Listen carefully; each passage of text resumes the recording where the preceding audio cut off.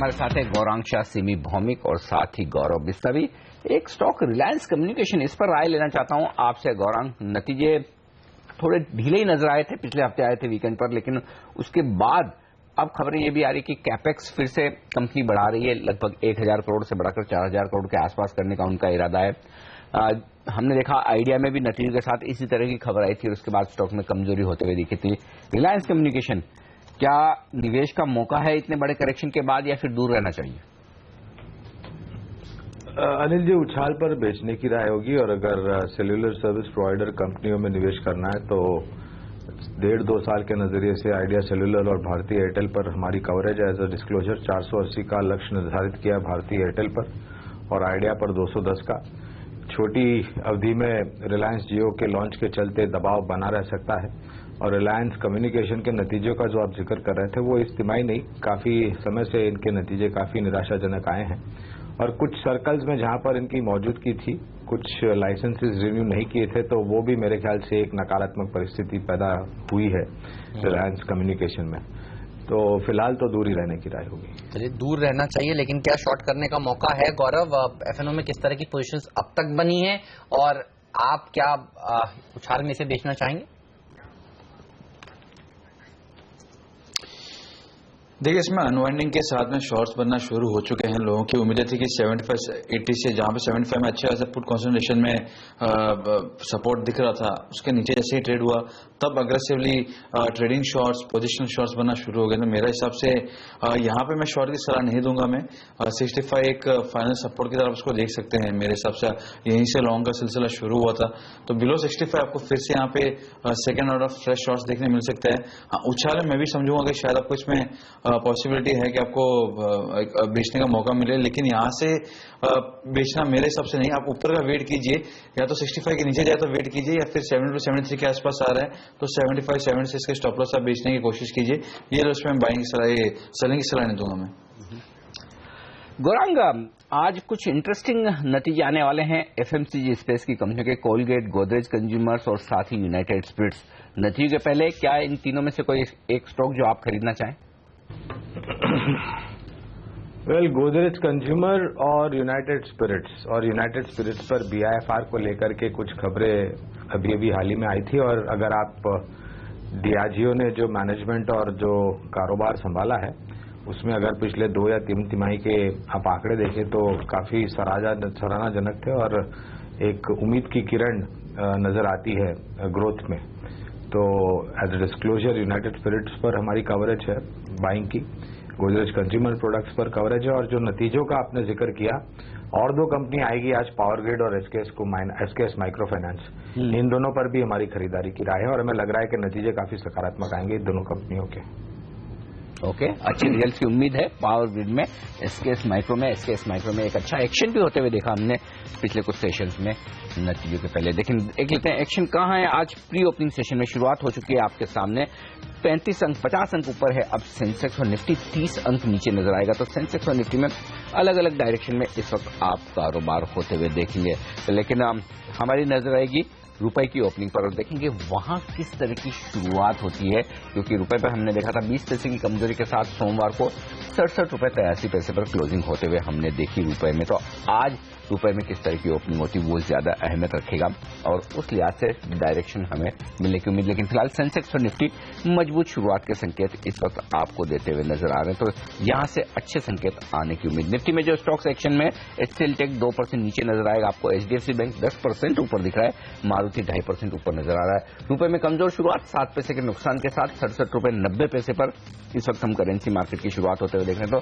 फिर से 68 के लेवल की तरफ बढ़ता हुआ नजर आ रहा है रुपया, ये एक संकेत है। लेकिन चूंकि मैं एफएमसीजी शेयरों की बात कर रहा था, उसी में से एक पिक मैंने चुनी है गौरव की, और गौरव कह रहे हैं कि बिकवाली कीजिए, और वो है मैरिको।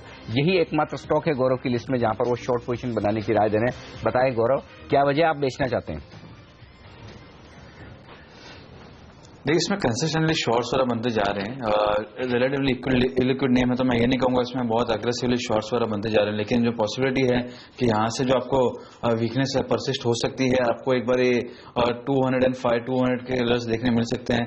उसके नीचे अगर गया तो मेरे हिसाब से आपको इजीली स्टॉक 190 तक भी जा सकता है। तो रिस्क रिवॉर्ड के हिसाब से अगर आप देखेंगे तो इसमें डाउनसाइड की जो है फेवरेबल काफी है रिस्क रिवॉर्ड रेशियो। तो मेरे साथ 220 के स्टॉप लॉस है, आप इसमें 200 से 195 तक के लक्ष्य के लिए आप इसको खेल सकते हैं। तो मारिको में बिकवाली की राय है। काया इसी ग्रुप की एक और कंपनी है जिसके नंबर्स काफी कमजोर आए थे। सिमी और राय आपसे लेना चाहूंगा, मार्जिन्स देखिए 13% से घटकर अब 9% हो गए हैं, 10% के नीचे सिंगल डिजिट में ये मार्जिन्स आए हैं। काया कितना कमजोर लगता है चार्ट पर आपको, और कौन से इंपॉर्टेंट लेवल्स हैं जिस पर आज ट्रेडर्स नजर रखें? देखिए, मुझे लगता है कि थोड़ा बहुत वीकनेस अभी भी बरकरार रह सकता है। यहाँ से भी थोड़ा सा और नीचे एक्सपेक्टेड है, पर स्टॉप लॉस के साथ साथ ही काम करना चाहिए, क्योंकि मैं बहुत ट्रैक नहीं करती हूँ स्टॉक को, और इसका जो मतलब कितना वॉलेटिलिटी कितना रहता है स्टॉक में ऐसा मालूम नहीं है। पर चार्ट्स में दिख रहा है कि यहाँ से भी एटलीस्ट मतलब काफी वीकनेस आ सकता है। चार्ट काफी वीक है, काफी कमजोरी की आशंका अब भी है यहाँ पर, लेकिन एक मजबूत शेयर IRB इंफ्रा जहां पर ऑप्शंस में ट्रेड करने की राय दे रहे हैं गौरव। बताइए गौरव, क्या ट्रेड होगा और क्या इसी महीने का कोई ऑप्शन ट्रेड किया जाए? जी बिल्कुल, एक तो इसमें नेक्स्ट सीरीज में लिक्विडिटी इतनी ज्यादा है नहीं, और करंट सीरीज के मैं 230 के पुट ऑप्शन की सलाह दूंगा मैं। अगर आप इसका मूवमेंट अगर देखेंगे भी तो 240 जो स्ट्राइक है या 240 स्ट्राइक कॉल ऑप्शन में काफी अधिक मात्रा में कॉन्सेंट्रेशन है, और 240 ऐसा लेवल जहां से आपको बार बार स्टॉक में थोड़ा बहुत रिवर्सल थोड़ा बहुत प्रेशर आता देखे जा रहे हैं। तो मेरे हिसाब से एक बार ये टूवर्ड्स एक्सपायरी एक पॉसिबिलिटी है कि एक बार ये फिर से लेवल्स टेस्ट कर सकता है, 225 228 के लेवल्स टेस्ट कर सकता है। तो अगर वैसा होता है तो जो IRB इंफ्रा है जो आज थोड़ी बहुत पॉजिटिविटी के साथ अगर खुलेगा मार्केट तो आपको 70-75% 80% आपको मिल जाएगा इजीली पुट ऑप्शन। तो मेरे सबसे रिस्क रिवॉर्ड काफी फेवरेबल है, एक्सपायर तक आप रखिए, आपको इसमें 3 से 4 रुपए तक के लक्ष्य की उम्मीद है। राइट। इसके अलावा कल जो नतीजे आने वाले हैं उनके नतीजों से पहले आज ICICI बैंक किस तरह से रिएक्ट करेगा, भारतीय एयरटेल किस तरह से रिएक्ट करेगा, इस पर भी सबकी नजर होगी। इन दोनों ही के चार्ट्स देखकर बताइए सिमी, ICICI बैंक कैसे ट्रेड कर सकता है, इस सीरीज में काफी कमजोर हुआ है, और भारतीय एयरटेल इसके चार्ट्स कैसे लगते हैं आपको? देखिए, एक तो ICICI बैंक को लेकर मैं पहले बता दूं, ICICI बैंक एक पुल बैक तो दिख रहा है, पर इस पुल बैक में ये स्टॉक 245 250 के आसपास जा सकता है, पर वहां पे जाने के बाद ये स्टॉक कैसे वहां पे बिहेव करेगा ये बता पाना बहुत मुश्किल है, और मैं उतना बहुत ज्यादा तेजी एक्सपेक्ट नहीं कर रही हूँ। इसलिए रिजल्ट से पहले अगर 245 से 250 का रेंज ये स्टॉक मतलब मीट कर देता है, तब वहां पे लॉन्ग पोजीशन बंद कर देना चाहिए। मुझे लगता है कि वहां से ये स्टॉक वापस सेलिंग मोड में जा सकता है। भारतीय एयरटेल लेके भी मुझे यही कहना है कि चार्ट काफी वीक है और इसमें कोई पुलबैक भी नहीं है।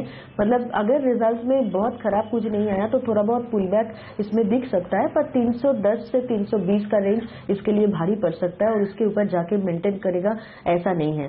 तो मुझे दोनों स्टॉक में सेल रिकमेंडेशन में अभी भी मेंटेन कर रही हूँ, और ICICI बैंक मैक्सिमम 50 तक जा सकता है, और वहां पे मुझे लगता है कि अगर किसी ने लॉन्ग होल्ड कर रहा है तो उसको बंद करके वहां पे शॉर्ट जाना चाहिए। ओके, ये राय है इस वक्त ICICI बैंक के स्टॉक पर। लेकिन देख लेते हैं आज कहां पर FI ब्रोकरेजेस अपनी नजर बनाए हुए हैं, कहां उनकी रिपोर्ट्स आई हैं। ये सब बताने के लिए हमारे साथ जुड़ रही हैं नीति। बताइए, स्टील और ऑयल एंड गैस सेक्टर पर ब्रोकरेज हाउस क्या कह रहे हैं? आज सबसे पहले सेक्टर स्पेसिफिक बात करेंगे। स्टील सेक्टर की दिक्कतें खत्म नहीं हो रही है, ओवर सप्लाई की दिक्कतें इनकी जारी है। Bank of America Merrill Lynch ने आज एक रिपोर्ट निकाली है और उन्होंने कहा है कि स्टील ही नहीं, साथ साथ में बैंकिंग सेक्टर को भी काफी ज्यादा दिक्कत झेलनी पड़ सकती है, क्योंकि स्टील सेक्टर का ऑलरेडी 1.25 लाख करोड़ रुपए से ज्यादा का एक्सपोजर है, और अगर सरकार ने कुछ कदम इमीडिएटली नहीं उठाए तो 1.25 लाख करोड़ रुपए के NPA और बढ़ सकते हैं। ये काफी चिंताजनक हो सकता है। स्टील सेक्टर में सेल की इन्होंने रेटिंग बाय यानी खरीदारी से घटा के इन्होंने अंडर परफॉर्म की कर दी है। टारगेट प्राइस 90 रुपए से घटा के सीधे 47 रुपए तक का कर दिया है। JSW स्टील और टाटा स्टील के भी इन्होंने टारगेट प्राइस घटाए हैं। 1350 से इसका लक्ष्य घटा के 1327 का कर दिया है, और वहीं टाटा स्टील में निवेश की सलाह तो दे रहे हैं, 440 से इनका लक्ष्य था, जिसको घटा के इन्होंने 382 रुपए तक का कर दिया। ऑयल एंड गैस सेक्टर लगातार क्रूड कमजोर हो रहा है और 20% के आसपास जनवरी में गिरावट दिखा चुका है। क्रेडिट स्विस का मानना है कि अब क्रूड की गिरावट बॉटम आउट हो चुकी है, यानी लगभग खत्म हो चुकी है और दूसरी छमाही से आपको रिकवरी देखने को मिल सकती है। अपस्ट्रीम कंपनियों के लिए काफी ज्यादा नेगेटिव है, जिसमें ऑयल इंडिया और ओएनजीसी और केन इंडिया, इन तीनों के लिए खास तौर पे नेगेटिव बता रहे हैं। ये नेगेटिव फ्री कैश जनरेट कर रही हैं और तीनों का ही लक्ष्य इन्होंने घटा दिया है। ओएनजीसी का लक्ष्य घटा के 245 का किया है, ऑयल इंडिया का लक्ष्य घटा के 380 और केन इंडिया का लक्ष्य घटा के 130 का कर दिया है। आगे ये ईपीएस के अनुमान भी घटा सकते हैं। ओके, ये बताइए और कौन से स्टॉक्स हैं जहां पर ब्रोकरेज हाउसेज बुलिश या बेयरिश है?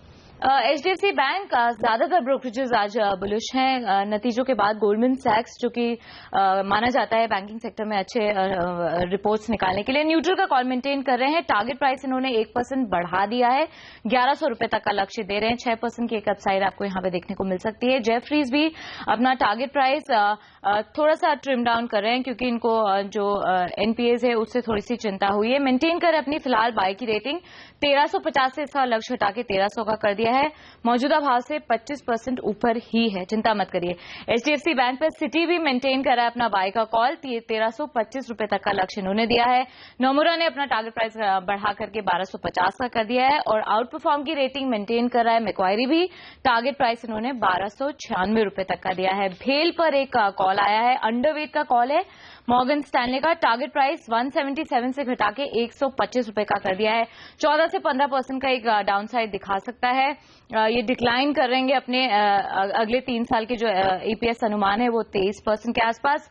रिलायंस कम्युनिकेशन कमजोर क्वार्टर के बाद दोनों ही ब्रोकरेजेस कोटक और सिटी ने सेल यानी बिकवाली की सलाह दी है और दोनों के टारगेट प्राइस 60 रुपए के हैं। 9 से 10% की यहाँ पे गिरावट आपको ये शेयर भी दिखा सकता है। ओके, तो ये सारे स्टॉक्स है आज एफआई ब्रोकरेजेस की इन रिपोर्ट्स के दम पर रहेंगे एक्शन में। बताएंगे आपको किस तरह का प्राइस मूवमेंट होता है इन सारे शेयरों में, लेकिन ये राय जो है एफआई की वो रिसर्च के बेसिस पर है, लॉन्ग टर्म के लिए है। लेकिन शॉर्ट टर्म के लिए, सिर्फ आज के लिए अगर आपको देखना है कि कहां होगा एक्शन और कैसे आप उठा सकते हैं उसका फायदा, तो आपको देखना चाहिए हर रोज सुबह 7:30 बजे स्टॉक 2020। आज हमारे कैप्टन्स ने कौन से हैं वो 20 खिलाड़ी चुने जिनके दम पर आज बाजार में होने वाला है एक्शन। आइए देख लेते हैं एक फटाफट रिकैप।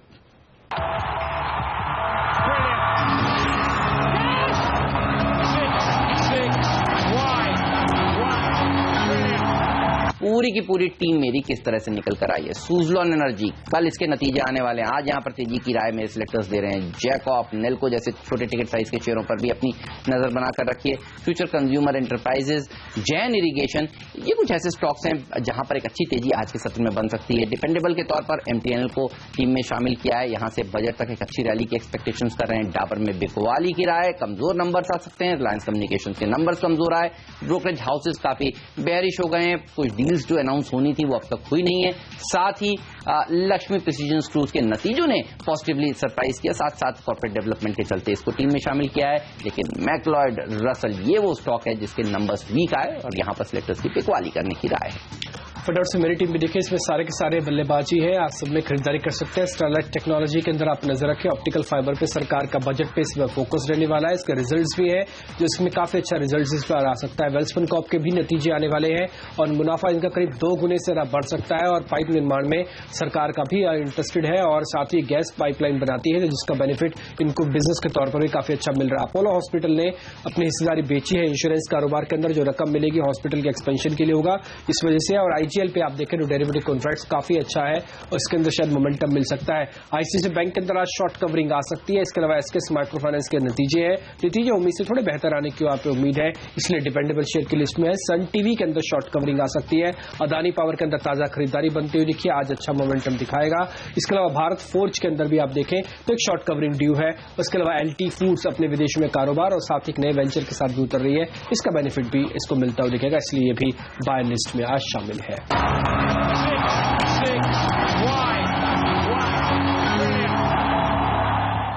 चलिए, तो ये थे वो 20 इंटरेस्टिंग आइडियाज जहां पर आज एक्शन देखने को मिल सकता है। इन शेयरों में आप पोजीशंस बना सकते हैं, लेकिन मेजेस्को एक और ऐसी कंपनी है जिस पर आज खुलते ही असर देखने को मिलेगा। सिमी, चार्ट्स देखकर बताइए कैसी लगती है। मेजेस्को की जो यूएस सब्सिडरी है उसने अपने नतीजे पेश किए हैं। $1.4 मिलियन के मुनाफे के सामने नुकसान है $1.1 मिलियन का। और भारत में जो लिस्टेड कंपनी है उसकी सब्सिडरी ने दरअसल यूएस में नंबर्स पेश किए हैं, तो शायद आज यहां पर प्रेशर देखने को मिल सकता है। ये बताइए चार्ट्स कैसे लगते हैं। वैसे बहुत अच्छा प्रदर्शन पिछले कुछ दिनों में स्टॉक ने दिखाया है। देखिए, एक हेमंत, एक मेजर सपोर्ट जो है 554 और 530 के बीच में है। वो सपोर्ट अगर टूट गया तो इसमें काफी वीकनेस आ सकता है। फिलहाल 554 और 530 ये दोनों रेंज नजर में रहेगा। 530 से नीचे ये स्टॉक काफी वीक हो सकता है। इनफैक्ट ये स्टॉक 500 या 500 के नीचे भी जाके सेटल कर सकता है। कितना मोमेंटम आएगा वो वहां पे देखना पड़ेगा। 530 के नीचे ये कैसा बिहेव कर रहा है, क्योंकि वही इसका मेजर सपोर्ट है और रिसेंट सपोर्ट लोज भी है। तो 530 के नीचे मेजर सेलिंग आ सकती है इसमें। ओके, तो मेजेस्को में ये एक नजर रखने वाली बात होगी। मैक्स इंडिया, ये स्टॉक, इस पर राय लेना चाहता हूं आपसे गौरांग, क्योंकि आज जो इनके पूरे डीमर्जर और ये सब होने के बाद जो कारोबार आज से ट्रेड करेगा वो सिर्फ और सिर्फ इंश्योरेंस का होगा। तो मेरे ख्याल से ये पहली ऐसी कंपनी है जिसमें सिर्फ लाइफ इंश्योरेंस का कारोबार है और बाजार पर ट्रेड करती हुई नजर आएगी। ये बताएं, मैक्स इंडिया में क्या राय होगी आपकी? इस डीमर्जर की पूरी स्कीम खत्म हो जाने के बाद क्या खरीदना चाहिए? लंबी अवधि के नजरिए से खरीदारी की राय है अनिल जी, और जिस प्रकार से जो बदलाव आया है नियमों के तहत इंश्योरेंस सेक्टर को, एक बेहतरीन समय आने वाले तिमाही या फिर छमाही या फिर साल दर साल जो नतीजे आएंगे उस पर अच्छा असर पड़ेगा। लेकिन एक कमी हमारे देश में यह है अनिल जी की पेनिट्रेशन जो है और जो जनसंख्या है और जो हिसाब से हमारे यहाँ पर लाइफ इंश्योरेंस प्रोडक्ट जो लोगों के पास है उसमें बड़ा मिसमैच है। तो अगर जागरूकता लोगों में हो जाए और खास करके ग्रामीण और मध्यम ग्रामीण भागों में जहां पर ज्यादातर हमारी जनसंख्या है, बिल्कुल वहां पर किसी तरह से अगर सक्सेस मिल जाए तो बहुत बेहतर हो सकता है। चलिए, तो स्कोप काफी है कंपनी के पास आगे कारोबार बढ़ाने के लिए। फिलहाल मैं सीएलएसए की एक रिपोर्ट देख रहा था अनिल, जिसमें वो कह रहे हैं कि जो कंपनी आज अलग होके लिस्ट होगी उसका भाव 310 से 350 रुपए के बीच में ट्रेड हो सकता है। इसके अलावा अडानी पावर, गौरव कैसा लगता है ये स्टॉक आपको? कुछ यूपी में सोलर प्रोजेक्ट्स इसके हाथ लगे हैं, क्या स्टॉक में तेजी हो सकती है आज? देखिए, इसमें पहले बहुत थोड़ा सा था ट्रेडिंग के आइडियाज, मुझे लग रहे हैं कि आपको थोड़ा बहुत 1 या 2 रुपए का इसमें फर्क आया तो है, लेकिन अभी जो कहते हैं ना कि कन्विक्शन के साथ में आपको देखिए कि नहीं, यहाँ से आप बाय करेंगे तो आपको एक अच्छा मोमेंटम, अच्छा इसमें रिटर्न मिल सकता है। मेरे हिसाब से वो फिलहाल वेट करेंगे आप। इसमें काफी सारे ऑप्शंस के हिसाब से अगर देखेंगे तो मल्टीपल रजिस्ट्रेशन है, चाहे वो 30 के हो, 32-50 के हो, तो काफी रजिस्ट्रेशन हो रहा है। तो थोड़ा वेट करेंगे तो मेरे हिसाब से आपको बेहतर इसमें एंट्री लेवल्स मिल सकते हैं। ओके, तो ये राय है इस वक्त आपके लिए इन सारे पावर स्टॉक्स पर। चलिए, भारतीय बाजारों की खुलने की तैयारी और बता दूं आपको कैसे संकेत मिल रहे हैं प्री ओपनिंग सेशन से। मजबूत शुरुआत के संकेत है। प्री ओपनिंग सेशन में लगभग 150 अंकों से ज्यादा की तेजी दिखेगी आपको सेंसेक्स में, और निफ्टी 33 अंक मजबूत दिख रहा है। 7470 के आसपास खुलने के संकेत इस वक्त निफ्टी में। 0.5% मजबूत बैंक निफ्टी भी दिख रहा है, 0.5% मजबूत आपको मिड कैप इंडेक्स भी दिख रहा है। इससे पहले बाजार खुले, एक बार फटाफट आपको एशियाई बाजार दिखा दूं किस तरह का कारोबार एशियाई बाजारों में हो रहा है, जिससे कि एक अंदाजा लगेगा कि हमारे यहाँ कैसी शुरुआत होगी। एसजेएक्स निफ्टी 35 अंक नीचे, लेकिन एसजेएक्स निफ्टी के मुकाबले हम काफी बेहतर खुलेंगे, ये संकेत है। निक्केई के बाजार देखिए 0.25% की बड़ी उछाल दिखाते हुए नजर आ रहे हैं। गिरे भी थे कल, और साथ ही हांगकांग के बाजार भी मजबूत है। शंघाई के बाजार थोड़े से जरूर कमजोर हुए हैं, तो लेकिन ओवरऑल अगर आप देखें तो रुझान बाजारों में साफ तौर पर पॉजिटिव साइड पर आपको नजर आ रहा है, और एक अच्छी मजबूती के साथ शुरुआत भारतीय बाजारों में होती है। इस वक्त प्री ओपनिंग सेशन के बाद कंटिन्यूस सेशन 150 अंक ऊपर है सेंसेक्स, निफ्टी 32 अंक मजबूत खुलता हुआ दिख रहा है। तो कुल मिलाकर तेज शुरुआत होती दिख रही है भारतीय बाजारों के संकेत मजबूती के दिख रहे हैं ऑटो शेयरों से। टाटा मोटर्स और मारुति 2-2% की तेजी के साथ टॉप गेनर है। प्राइवेट बैंक्स एक्सिस, आईसीआईसीआई दोनों मजबूत खुलते हुए दिख रहे हैं। वेदांता में तेजी बनती हुई दिख रही है। सन फार्मा 1.25% मजबूत खुलता हुआ दिख रहा है। तो मेटल्स मजबूत है वेदांता के अलावा। हिंडाल्को ऑटो मजबूत है, प्राइवेट बैंक मजबूत है, लेकिन बाजार की मजबूती कम होती दिख रही है। अब महज बची है आधी, 65 अंक ऊपर है सेंसेक्स, निफ्टी सिर्फ 10 अंक ऊपर लाल निशान में फिसलने की तैयारी में है। और आप देखिए कोल इंडिया 1.5% नीचे, कोटक महिंद्रा बैंक 1.5% नीचे, L&T महिंद्रा जैसे दिग्गजों में थोड़ा दबाव इस वक्त आपको नजर आएगा। वायदा कारोबार के शेयर बता दूं, कमजोर नतीजों के बाद कॉनकोर है टॉप लूजर, इस वक्त लगभग 3% का नुकसान, आरकॉम में 2% की कमजोरी। और आप देख सकते हैं कुछ फार्मा स्टॉक्स, सिप्ला, FMCG में डाबर, ये कुछ एक कमजोर होते हुए दिख रहे हैं। मजबूत क्या है? अदानी पावर 1.5% ऊपर, भारतीय इंफ्राटेल आज नतीजे पेश करेगा, उससे पहले 1% की मजबूती, Maruti, Tata Motors, ICICI bank जैसे दिग्गज सहारा दे रहे हैं। लेकिन बैंक निफ्टी पर रखिए नजर, ये फिसल चुका है लाल निशान में, अब तो ऊपर के लेवल से साफ तौर पर शार्प प्रॉफिट बुकिंग आती हुई दिख रही है। जो हम कह भी रहते कि एक तरफा चाल नहीं रहेगी, जैसे आप 7500 के पास पहुंचेंगे तो आपको प्रॉफिट बुकिंग आती दिखेगी। तो ये इस वक्त का रुझान यहां पर दिख रहा है। हेमंत, कहां नजर आपकी? ऐसे स्टॉक जिनके नंबर्स आए थे उसके ऊपर नजर है। काया के नंबर्स कमजोर थे, अब आप देखिए करीब करीब 3% नीचे है ये शेयर। मैक्लॉयड रसल के नंबर्स कमजोर थे, अब देखते हैं वो शेयर किस तरह से खुला है। नीलकमल के नंबर्स कमजोर थे, वहां पर दबाव देखने को मिल रहा है। इसके अलावा कंटेनर कॉर्पोरेशन के अलावा आप देखिए HCL इन्फोसिस्टम्स के नंबर्स ने भी निराश किया था, यहां पर दबाव देखने को मिल रहा है। इस समय 4% का बड़ा कट। लेकिन नीलकमल ये एक ऐसी कंपनी है जिसके नंबर्स अच्छे आए थे, देखते हैं करीब 2% की गिरावट के साथ यहां कारोबार हो रहा है, तो अच्छे नंबर्स के ऊपर शेयर चल नहीं रहे हैं। HT मीडिया एक और ऐसी कंपनी जिसके नंबर्स अच्छे थे और यहां पर देखेंगे ओपनिंग किस तरह की हुई है।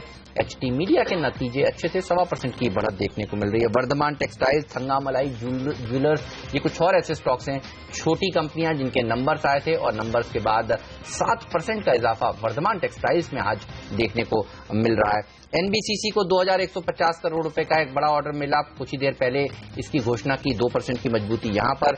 और मेजिस्को, इसकी US सब्सिडरी ने अपने नंबर्स पेश किए हैं, देखते हैं खुला किस तरह का है मेजिस्को का शेयर। एक अच्छी रैली पिछले कुछ दिनों में दिखाने के बाद आज मामूली सी कमजोरी दिखा रहा है ये शेयर। तो ये कुछ स्टॉक्स हैं जहां पर नतीजों के दम पर रिएक्शन देखने को मिल रहा है, लेकिन अनिल देखिए बाजार टिक नहीं रहा है। अब लाल निशान में निफ्टी पहुंचता हुआ 7430 का स्तर, 5 अंक की गिरावट के साथ निफ्टी ट्रेड करता हुआ। बिल्कुल, तो जैसे जैसे आप एक्सपायरी के एक दिन पहले 7500 के नजदीक पहुंचेंगे, प्रॉफिट बुकिंग आएगी, ये संकेत साफ है। लेकिन हाँ, बहुत कमजोर होंगे फिलहाल, वैसे संकेत भी नहीं, तो शायद 7400, 7425 की रेंज में थोड़ी बहुत खरीदारी भी आती हुई आपको नजर आए। जस्ट डायल एक और स्टॉक है जहां पर 2.5% के आसपास की कमजोरी, आज नतीजे आने वाले हैं। कल भी कमजोर था, सोमवार को भी, आज फिर से एक तेज गिरावट देखने को मिल रही है। गौरव से ही पूछते हैं, गौरव काफी शॉर्ट्स बने इस स्टॉक में, क्योंकि मैं ये देख रहा था कि जो पोजीशंस जिस तरह से बनी थी, देखिए आज भी कैश मार्केट में 20-22 रुपए नीचे है और वायदा कारोबार में महज 8 रुपए नीचे, यानी कि जो रिवर्स आर्बिट्रेज उल्टा बदला जो चल रहा था, अब वो थोड़ा सेटल होता हुआ नजर आ रहा है। क्या दिख रहा है इस स्टॉक में और क्या पोजीशन बनानी चाहिए नतीजों के पहले? देखिए, एक तो बहुत ज्यादा लिक्विड है नहीं स्टॉक और काफी वोलेटाइल भी है, गिर भी चुका है। तो अगर आप मेरे हिसाब से ऑप्शंस का जब भी आप नतीजे का प्ले करते हैं तो ऑप्शंस के साथ अगर करें तो आपको ज्यादा बेहतर होता है, आपको ज्यादा उसमें सेफ्टी कुशन काफी ज्यादा मिलता है। तो मेरे हिसाब से एक दो दिन के लिए आप इसमें होल्ड कीजिए। इसमें कैसे रोलर्स आते हैं वो आपको ज्यादा महत्वपूर्ण होंगे। जो डेटा आएगा रोलर्स का वही आपको दर्शाएगा कि अगले 10 या 15 दिन एटलीस्ट कहां से स्टॉक ट्रेंड पकड़ सकता है। फिलहाल मेरे हिसाब से स्टॉक से दूर रहेंगे तो बेहतर होगा। आज एक दो दिन में काफी वोलेटाइल होने वाला स्टॉक है। पिछले कमजोर नंबर्स की एक्सपेक्टेशंस वैसे बाजार लगाकर बैठा है पिछले कुछ दिनों से और हमने दबाव देखा भी है। आज भी देखिए दबाव के साथ ही इस स्टॉक ने शुरुआत करी है। हेवल्स एक और ऐसी कंपनी जिसके नंबर्स आ जाने वाले, यहाँ पर दबाव देखने को मिल रहा है। डाबर के नतीजे कल आने वाले हैं और आज से देखिए यहाँ पर प्रेशर देखा जा रहा है। डाबर का शेयर करीब करीब 1.5% नीचे ट्रेड करता हुआ, लेकिन कंटेनर कॉर्पोरेशन और रिलायंस कम्युनिकेशन ये गिरावट में सबसे ज्यादा गिर रहे हैं। एफएनओ में ये शेयर हैं। रिलायंस कम्युनिकेशन 2-2.25% नीचे है इस समय। गौरव, क्या मौजूदा स्तर पर शॉर्ट करना चाहिए, देर हो गई है?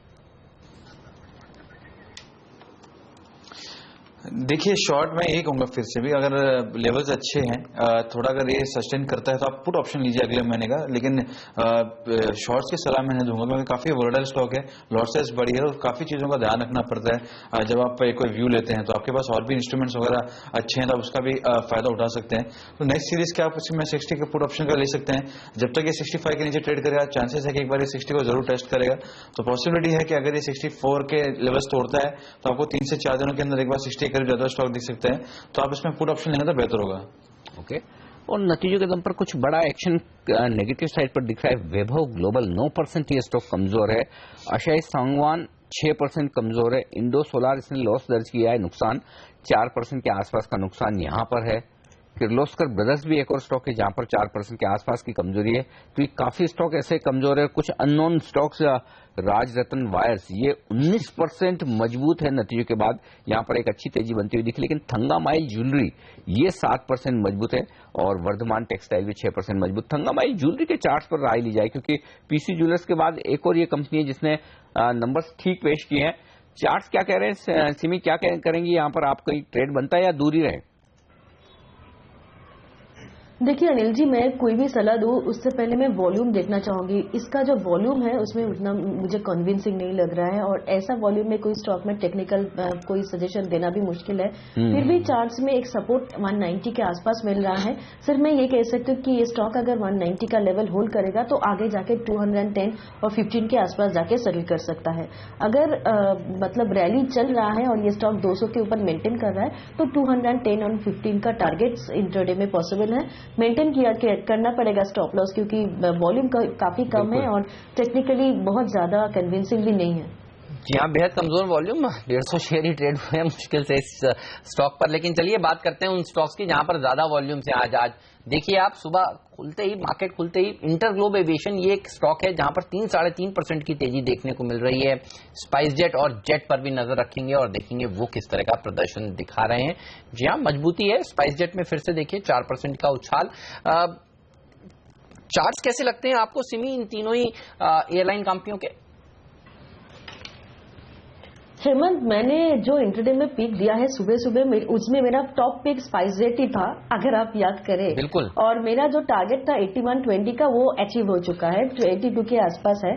और मैंने पहले भी ये डिस्कस किया था कि 88 के आसपास, 88-87 के आसपास इसका एक मेजर रेजिस्टेंस है जो कि इसका लास्ट हाइस भी थे, तो उसको क्रॉस करना पड़ेगा। इतना स्ट्रांग रिजल्ट्स के बाद उस रेंज को अगर क्रॉस करेगा तो ही इसमें फ्रेश मोमेंटम आएगा, नहीं तो मुझे लगता है कि इतना तक का रैली तो टेक्निकल बल पे पॉसिबल था।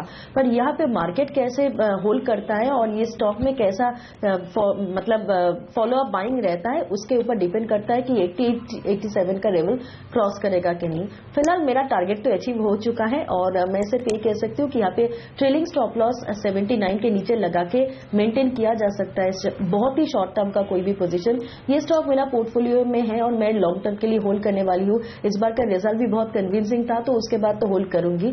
पूरा सेक्टर का ही चार्ट अच्छा है पर एविएशन में अभी मुझे इंटरग्लोब का अभी मुझे लगता है कि थोड़ा बहुत वीकनेस तो आ चुका है रिजल्ट्स के बाद और यहाँ पे मैं बहुत जल्दी खरीदारी करने का सलाह नहीं दे रही हूँ।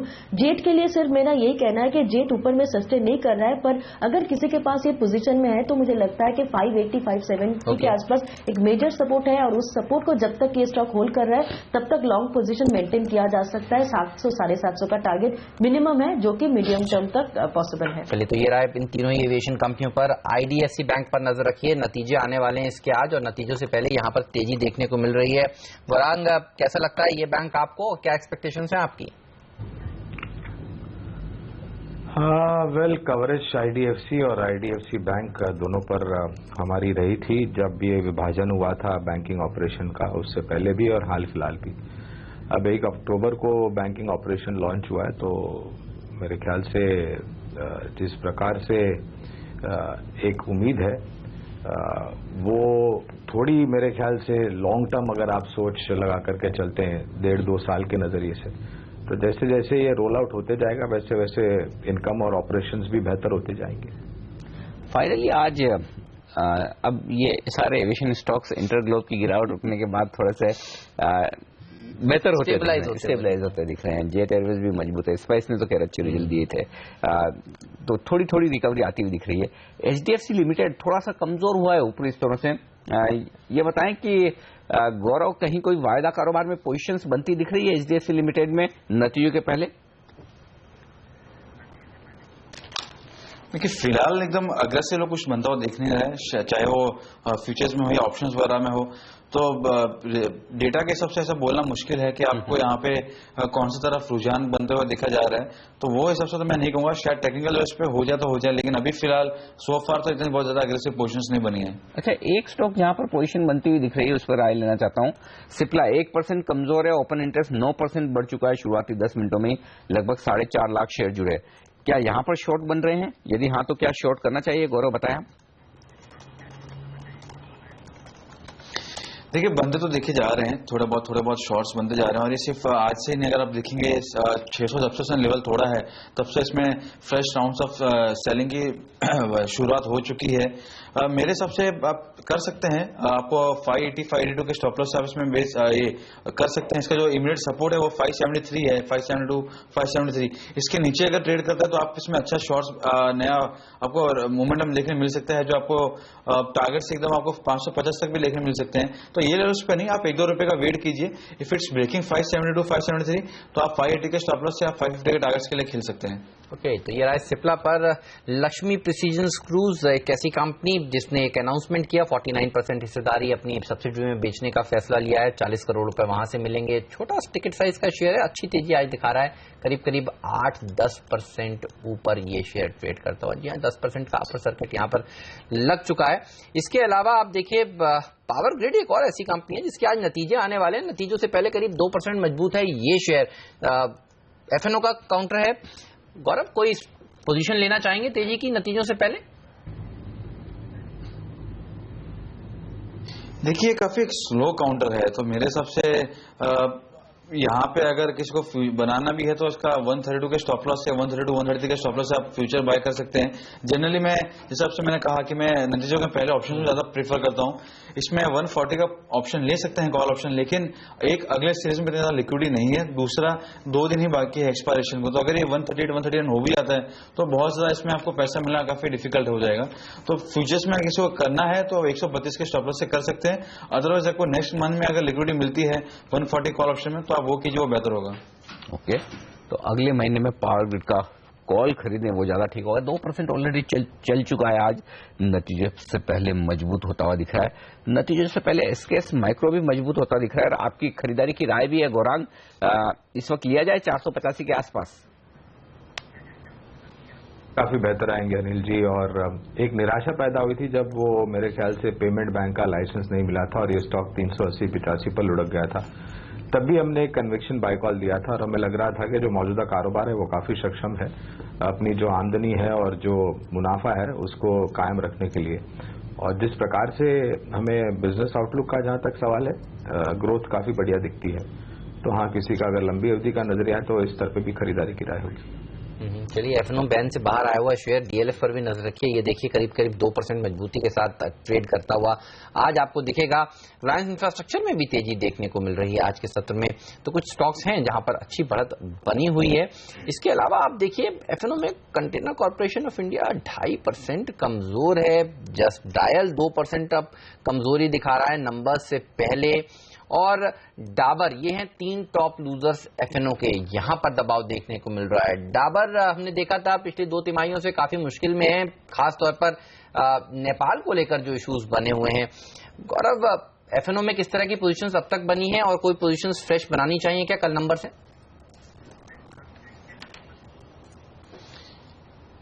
देखिए इसमें पोजीशंस तो मंदी की हैं, शॉर्ट पोजीशंस जरा मंदी जा रही हैं, लेकिन यहाँ पे मैं फ्रेश शॉर्ट्स की सलाह नहीं दूंगा क्योंकि काफी एक स्टॉक गिर चुका है और काफी शॉर्ट्स बन चुके हैं। यहाँ पे थोड़ा बहुत एग्जॉशन भी है, तो मैं कॉन्ट्रा के लिए भी नहीं कहूंगा, लेकिन मेरे हिसाब से इसमें रिस्क रिवॉर्ड फेवरेबल शॉर्ट के लिए नहीं है। यहाँ पे अगर ये थोड़ा बहुत ऊपर आता है कोई फॉर एनी रीजन तो आप उसको वापस एक बार बेचना चाहते तो बेच दीजिए। ये लेवल से मैं नहीं सलाह दूंगा, इसमें काफी रिस्क रिवॉर्ड काफी खराब है और इसमें थोड़ा डेंजरस भी होगा शॉर्ट करना लेवल्स पे।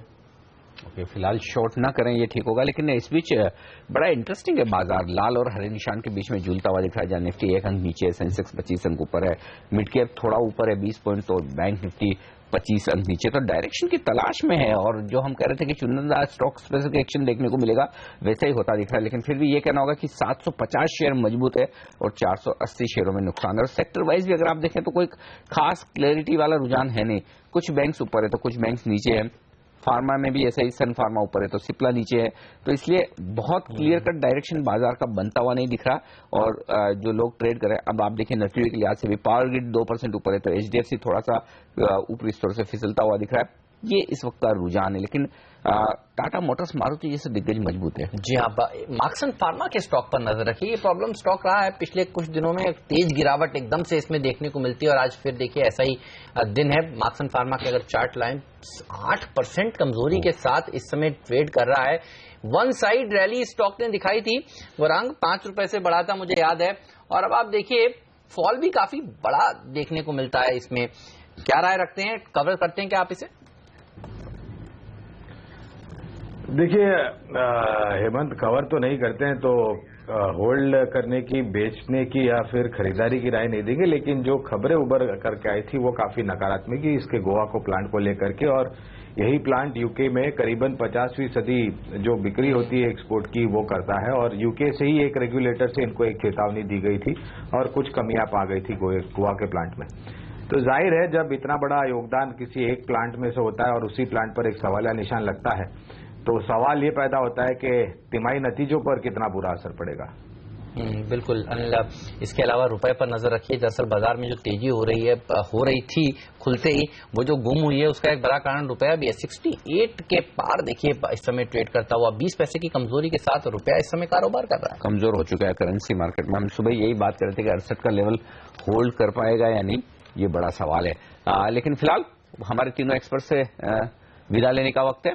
गौरांग, सिमी और गौरव, आप तीनों का बहुत बहुत शुक्रिया पहला सौदा में हमारे साथ जुड़कर हमें राय देने के लिए। और इस बीच प्लैट्स की एशिया डायरेक्टर वंदना हरी हमारे साथ कार्यक्रम में शामिल हो रही हैं और उनसे हम बात करेंगे कच्चे तेल में जो भारी भरकम उतार चढ़ाव होता दिख रहा है उसकी क्या वजह है। और सबसे बड़ी बात जो हम समझना चाहते हैं वो ये कि क्या कच्चे तेल में कहीं बॉटम बनने के संकेत आ रहे हैं। वंदना जी, गुड मॉर्निंग, स्वागत है आपका सीएनबीसी आवाज पर। पहला सवाल तो यही लेना चाहता हूं, क्या क्रूड में जो इतनी वॉलेटिलिटी है, इतना उतार चढ़ाव है, ये समझा जाए कि $30 के नीचे क्रूड के दाम में कहीं कहीं बॉटम बनने के संकेत आ रहे हैं, या फिर ये कहना जल्दबाजी है? हाँ, 30 ऐसा लग रहा था पिछले कुछ दिनों में कि 30 पे थोड़ा सा सपोर्ट लेवल है, पर इसका मतलब ये नहीं है कि और नीचे नहीं जा सकता। मेरे अनुमान में ये अभी बॉटम हमने नहीं देखा है, और इसका कारण ये है कि बहुत ओवर सप्लाई अभी भी बना हुआ है ग्लोबल मार्केट्स में। ईरान काफी चर्चा में रहा है, वहां से कम 1 मिलियन बैरल्स पर डे और अधिक क्रूड सप्लाई आने की संभावना है।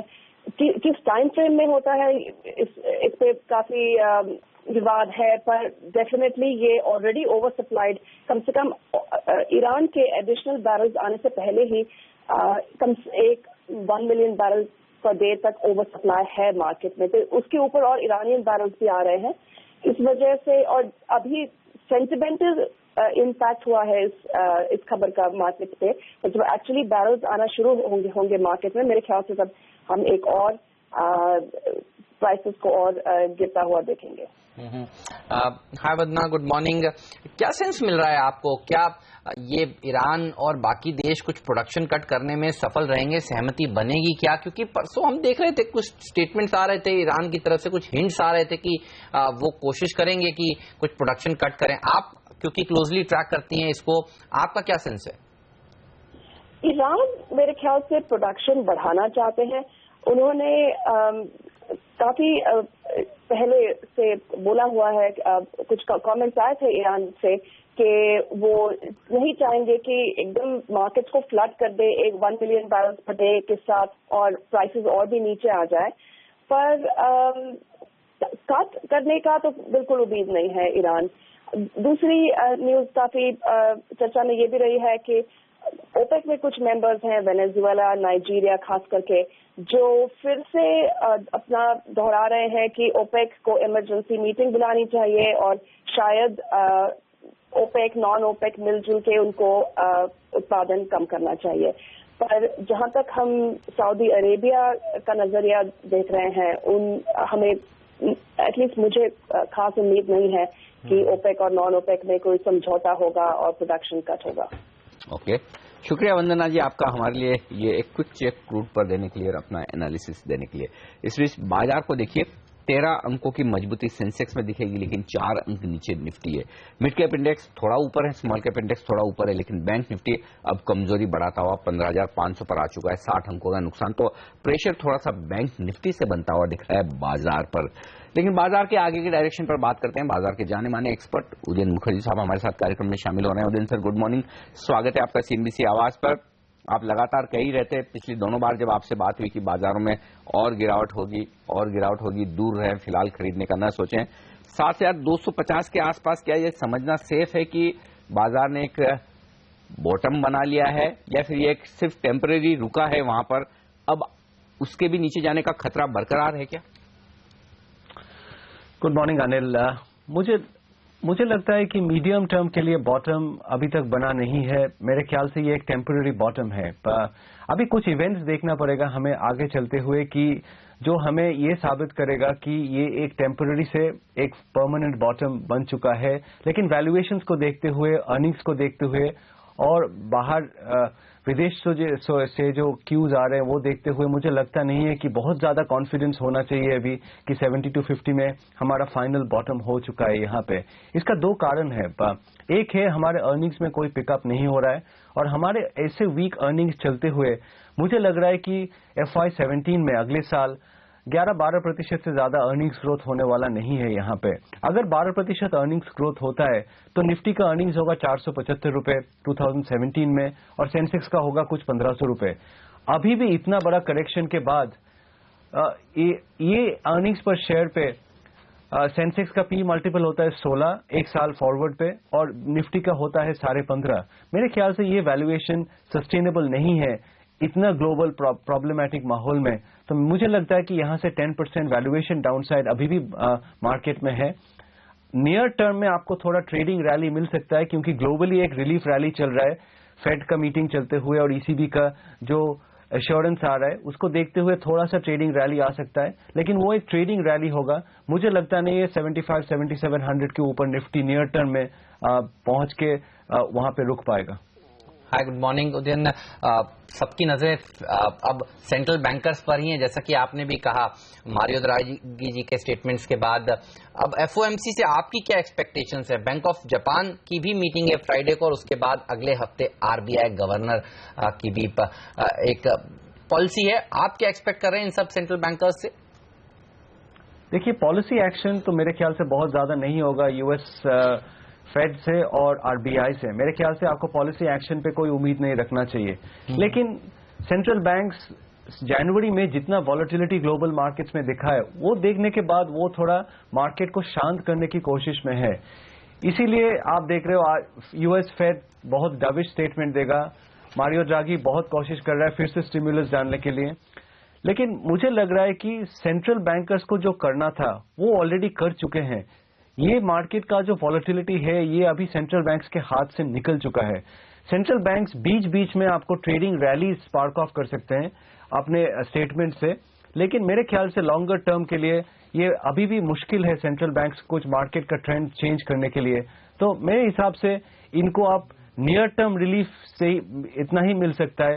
लॉन्गर टर्म के लिए सेंट्रल बैंक्स अभी मार्केट को घुमा नहीं सकता, लेकिन नियर टर्म के लिए जैसे मैंने कहा 100-150-200 पॉइंट का रैली निफ्टी में हो सकता है, क्योंकि सारे ग्लोबल मार्केट्स में एक रिलीफ का माहौल है अभी। उसको चलते हुए 2-4 दिन का रिलीफ मिल सकता है, लेकिन जो स्ट्रांग डाउन ट्रेंड हमने देखा है जनवरी के शुरू से, मेरे हिसाब से वो अभी तक खत्म नहीं हुआ है। आपने नतीजों की बात की कि रिजल्ट से इतना बहुत अच्छी वो इम्प्रूवमेंट नजर नहीं आ रही। कुछ इंटरेस्टिंग रिजल्ट्स खास तौर से जिनकी वजह से बाजार में बड़ा एक्शन दिखा। इंडिगो की मैं बात करना चाहूंगा, इंटरग्लोब, जहां पर नतीजों के बाद काफी तेज मार पड़ती हुई दिखी, और ये एक सेक्टर ऑफ लेट सबको ऐसा लग रहा था कि एविएशन ऐसा सेक्टर है जहां पैसा लगाना चाहिए। अच्छा करेक्शन हुआ है, क्या राय अब आप रखते हैं, और क्या वाकई में इन शेयरों को खरीदने का वक्त आ गया है? देखिए, एविएशन स्पेस में आपको बहुत ज्यादा अर्निंग्स में वॉलेटिलिटी की उम्मीद रखना चाहिए, क्योंकि जैसे आपने इंडिगो का नंबर्स देखा है इस क्वार्टर, 600 करोड़ पिछले क्वार्टर का प्रॉफिट था, और वो 125 करोड़ हो गया सडनली। ये इन्वेस्टर्स के लिए एक झटका जैसे लगा है।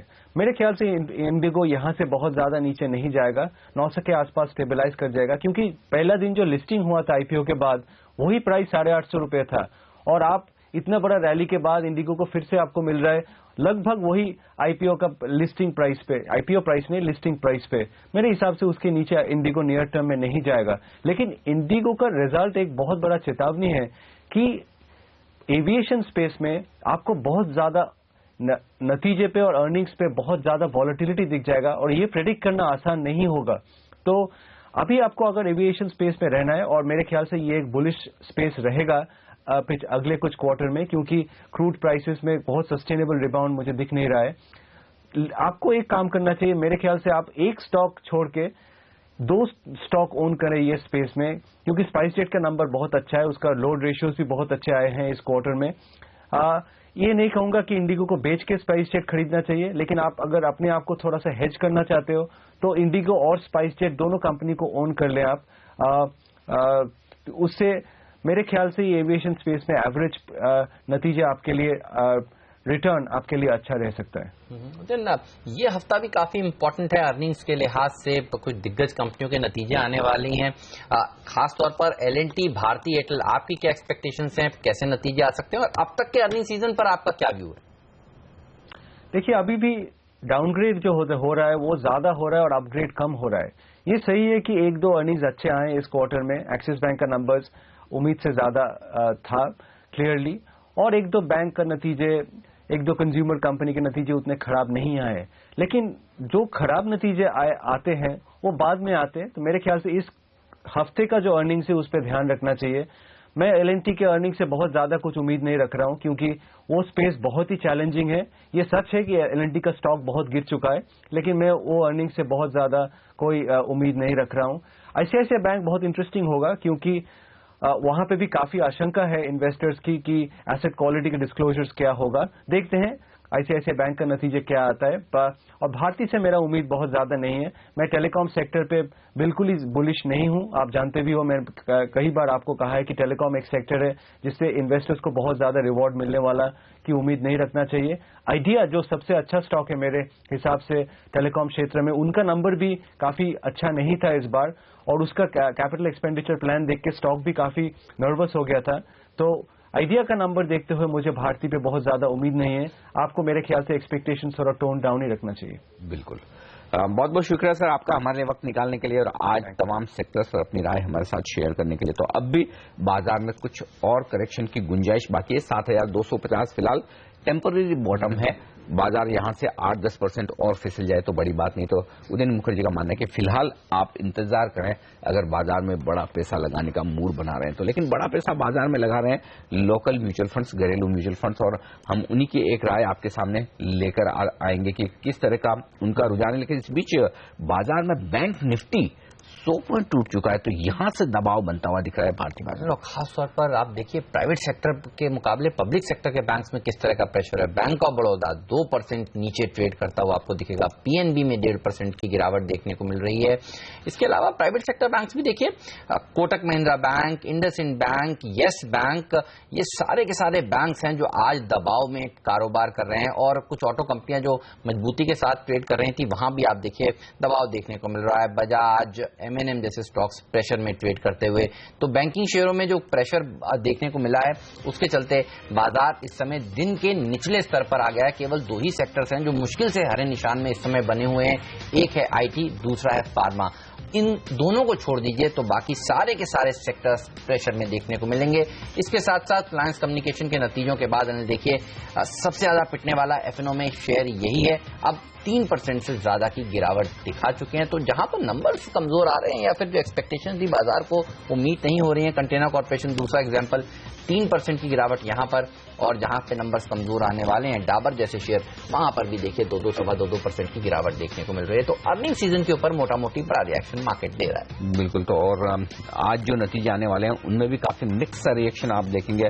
यहाँ एसकेएस माइक्रो अब भी हरे निशान में बना हुआ है, वहीं हेवल्स फिसलता हुआ दिख रहा है, 1.5% का नुकसान दिखा चुका है। ये कुछ एक इंटरेस्टिंग मिड कैप्स जो आज अपने नतीजे पेश करने वाले हैं। कोलगेट, गोदरेज कंज्यूमर्स, ये और स्टॉक हैं जहां पर नतीजों के दम पर आप देख सकते हैं आज सुबह सुबह एक्शन देखने को मिल रहा है। कुछ mid cap stocks FMCG space के डाबर, मैरिको जैसे शेयर कमजोर होते हुए दिख रहे हैं। तो आज पूरी तरह से स्टॉक स्पेसिफिक एक्शन का दिन साफ तौर पर नजर आ रहा है। बिल्कुल, और उदयन अभी कह रहे थे कि देखिए एक्सपेक्टेशंस मत रखिए, ना तो एफओएमसी से, ना बैंक ऑफ जापान से, ना आरबीआई से।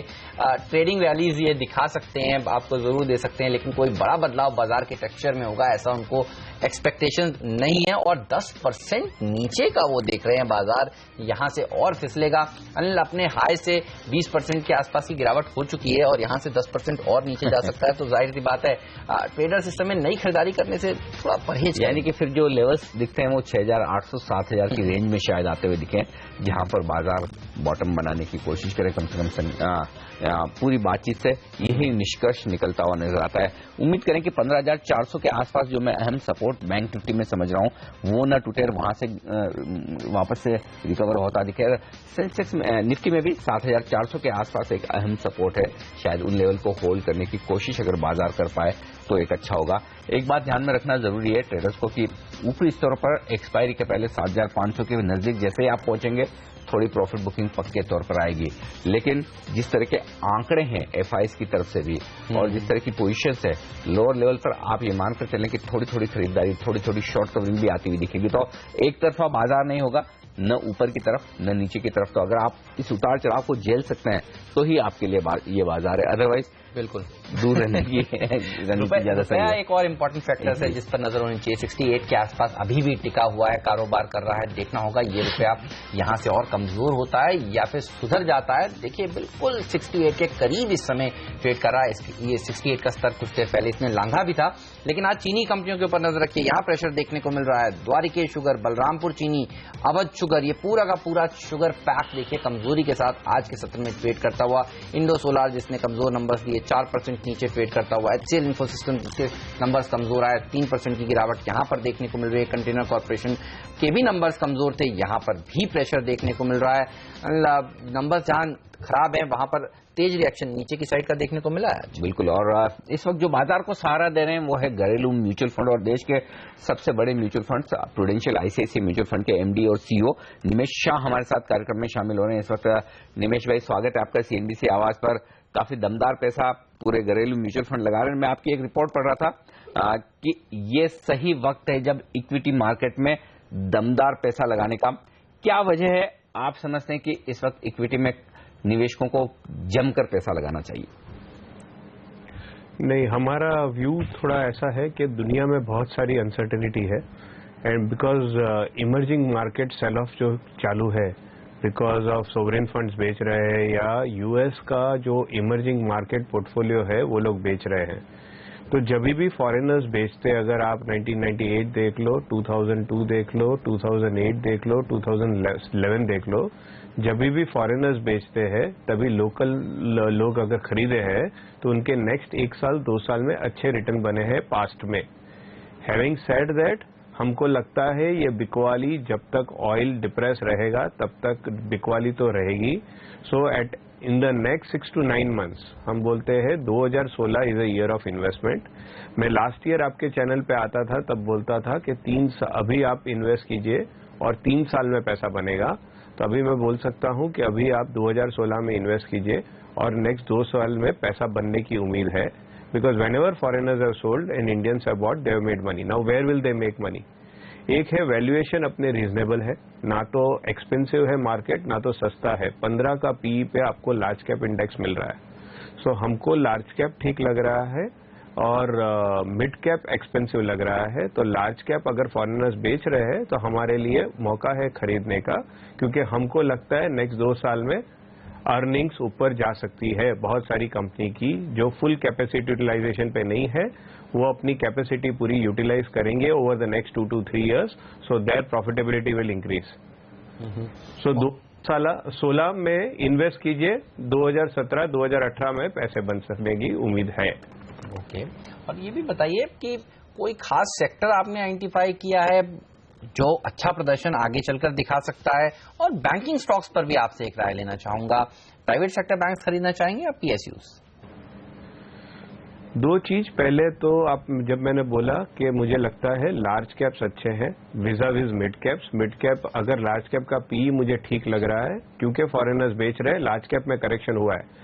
अभी तक इंडियन म्यूचुअल फंड्स को इनफ्लो आए हैं दिसंबर तक, और दिसंबर के पहले 15 दिन भी देखो तो म्यूचुअल फंड्स को इनफ्लो आए थे। आई थिंक अभी इसलिए मिड कैप वही म्यूचुअल फंड्स जाके अपनी अगर मिड कैप्स खरीद रहे हैं तो मिड कैप्स में तेजी थोड़ी बरकरार रही है। अगर आप लास्ट 1 साल का रिटर्न देखें तो लार्ज कैप में एक्चुअली 16% नेगेटिव है हम अगर 1 साल देखें तो, पर मिड कैप में उतना नेगेटिव नहीं है, उतना इनफैक्ट थोड़ा पॉजिटिव है। So I am saying that from that point of view one should focus only more on large caps and not on mid caps. That is the first point. क्योंकि अगर mutual funds में inflow वैसा नहीं रहा 2016 में जैसा 2015 में था, तो देन मिड कैप्स पे रिएक्शन आने की संभावना है। इसलिए one should be very careful while putting in mid caps. दूसरा आपने जी आप अपनी बात पूरी करें सर। दूसरा आपने बैंकिंग के बारे में पूछा। हमको लगता है जो भी बैंकिंग में हमारे गवर्नर जो कर रहे हैं उसमें 2016 बैंकिंग का बॉटम आएगा। तो अगर आप एक एग्रेसिव इन्वेस्टर है जिनको एक पोजीशन लेनी है तो नेक्स्ट 3 महीने में private sector banks look good, because जितना भी उन्होंने बोला है 2017 तक एनपीए रिकॉग्निशन होना चाहिए, और तो 16-17 में जो भी खराब न्यूज आना है बैंकिंग सिस्टम में वो आ जाएगा। सो अगर आप नेक्स्ट 3 महीना 6 महीने में बैंकिंग स्टॉक्स में और बैंकिंग क्षेत्र में अगर इन्वेस्ट करें, अगर आप उतना पोजीशन ले सकते हैं, एग्रेसिव इन्वेस्टर है तो बैंकिंग मैं तो बोलूंगा आईसीआईसीआई प्रूडेंशियल बैंकिंग फंड में डाल सकते हैं, क्योंकि उसमें प्राइवेट सेक्टर बैंक्स का वेटेज ज्यादा है, और कुछ चुनिंदा 1 या 2 पब्लिक सेक्टर बैंक्स भी हमको अच्छी लगती है, but overall our preference is on private sector banks. Right. निवेश भाई, चूंकि आप कह रहे हैं कि ग्लोबल अनिश्चितताओं के चलते भारतीय बाजार में करेक्शन हुआ, तो क्या वही सेक्टर्स वही थीम्स ज्यादा बेहतर हैं जो हिंदुस्तान की इकोनॉमी पर आधारित है, वहां पैसा लगाना ठीक रहेगा? वो कौन से सेक्टर्स होंगे जहां पर आप हिंदुस्तान की इकोनॉमी के बेसिस पर पैसा लगाना चाहेंगे? रादर देन सेक्टर्स, जब मैं देखता हूं हमारे पोर्टफोलियोज भी अगर हम देखें तो इट इज स्प्रेड अक्रॉस। अभी मुझे ऐसा नहीं बता पा रहा हूं कि कौन से सेक्टर हम ज्यादा ओवरवेट। अगर देखें तो हर सेक्टर में कुछ कुछ बॉटम अप स्टॉक पिकिंग का टाइम है, जो जिस स्टॉक्स का ज्यादा करेक्शन हो गया है उस पे ज्यादा हम फोकस कर रहे हैं। So whether it is we believe consumption, but consumption is expensive, so थोड़ा प्राइवेट सेक्टर बैंक्स की तरफ हमारा फोकस ज्यादा है, बट बाकी it is across sectors.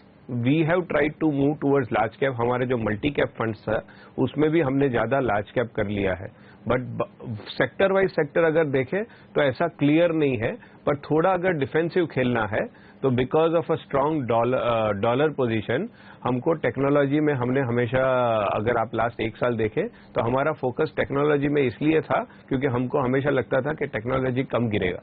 So since we are relative players, we have always focused where dollar was where which benefit because of a strong dollar, and because of that the technology focus continues. Pharma भी अच्छा लग रहा है, पर pharma में valuations थोड़ा ज्यादा है। ओके निमेश भाई, आज थोड़ी सी वक्त की कमी है, विदा लेना होगा आपसे। बहुत बहुत शुक्रिया हमारे लिए वक्त निकालने के लिए और बाजार में ये कॉन्फिडेंस देने के लिए कि इस वक्त इक्विटी में पैसा लगाने का वक्त है, न कि भागने का। अच्छे म्यूचुअल फंड चुनकर आप पैसा लगा सकते हैं। बाजार इस बीच उतार चढ़ाव के बीच डायरेक्शन की तलाश में, एक्सपायरी के ठीक 1 दिन पहले थोड़ी वॉलेटिलिटी। पहला सौदा में आज के लिए इतना ही, लेकिन आप बने रहिए सीएनबीसी आवाज के साथ। ब्रेक के बाद कमोडिटी बाजार की ओपनिंग लेकर आएंगे और आपके सवालों के जवाब भी देंगे। सौदा आपका में हमें दीजिए इजाजत। नमस्कार।